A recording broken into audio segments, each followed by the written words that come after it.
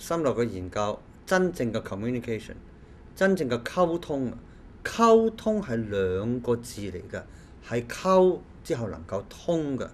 你要能夠通到呢，就係呢，有三個元素係咪？第一個你嘅內容，第二呢個係7%嘅啫，第二個係你嘅語調係38%嘅，第三個係55%咧係你嘅身體語言。咁所以你嘅語調梗係重要啦。而家你聽緊我講嘢係咪？宇哥話：大家你聽我講嘢啦，同埋大家唔該你聽我講嘢啊，係咪有分別先？如果你覺得有分別，你就要操縱，你就要決定，你就要掌握你自己同人講嘢嘅時候，你嘅語調。因為呢一樣嘢令人一係就振奮，一係就冇心機去聽嘅。嗱，我要再講明喎，你唔好話我成日都有心機，你成日都好大聲，呢個唔等於大聲喎。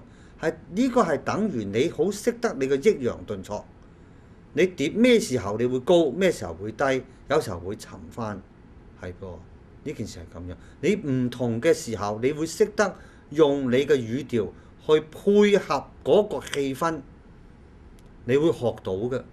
初期你會覺得呢個唔係好自然，因為你以前嘅自然而然就係唔夠，未曾夠班啊。